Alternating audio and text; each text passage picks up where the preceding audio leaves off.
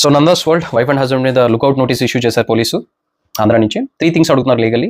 యూకేలో ఎందుకు ప్రాసిక్యూట్ చేయట్లా? యూకేలో ఎందుకు చేయట్లేదు అంటే ఇది పెద్ద స్కామ్, వీళ్ళు ఒకలే కాదు, ఇది హండ్రెడ్స్ ఆఫ్ క్రోర్స్లో జరిగేది ఎవ్రీ ఇయర్. ఏషియన్ ఆఫ్రికన్స్ని టార్గెట్ చేసి చేస్తారు.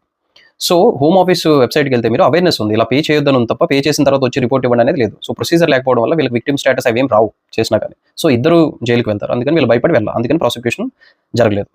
సెకండ్, ఇండియాలో ప్రాసిక్యూట్ చేయలేరంటే 100% చేయొచ్చు. ఇప్పుడు నేను ఇక్కడ ఉండి అమౌంట్ పే చేస్తే కాజ్ ఆఫ్ యాక్షన్ ఇక్కడ ఎరేజ్ అయితే ఆబ్వియస్లీ వాళ్ళని ప్రాసిక్యూట్ చేసే రైట్ ఇండియన్ అథారిటీస్కే ఉంటాయి. వాళ్ళు చేస్తారా చేయరంటే ఎక్స్ట్రాడిషన్ ఇదంతా టైం పడుతుంది. బట్ 100% మన వాళ్ళు ప్రాసిక్యూట్ చేయొచ్చు. లేదంటే నేను ఫ్లైట్ వేసుకొని వెళ్ళి యూకేలో కంప్లైంట్ పెట్టి రాలేను కదా వాళ్ళు అక్కడ ఉన్నారని, రైట్? థర్డ్ థింగ్ ఏంటంటే డెఫమేషన్ కేసెస్ వేస్తారంట, ఎవరు అడ్వకేట్ చెప్పారంటున్నారు. పాసిబిలిటీ ఉంది, మన సంఘ పెద్దలు వచ్చి నన్ను తిడతారు మళ్ళీ నువ్వు వాళ్ళని సపోర్ట్ చేస్తున్నావు. నేను చెప్తుంది లీగలీ, ఎందుకంటే కంపెనీస్ అన్ని వాళ్ళ హస్బెండ్ పేరు ఉన్నాయంట. సో ఈవిడి పేరుని మనం యూస్ చేసి వీడియోస్లో పెట్టడం అనేది లీగలీ డెఫమేషన్ కింద వాళ్ళు తీసుకునే గ్రౌండ్ ఛాన్స్ ఉంది. బట్ ఆఫ్ కోర్స్ మనందరికీ తెలిసి ఆవిడ మోహన్ చూసి అతనికి అమౌంట్ పే చేసి ఉంటారని. బట్ లీగలీ పాసిబిలిటీ ఉంది. Okay, follow me for more.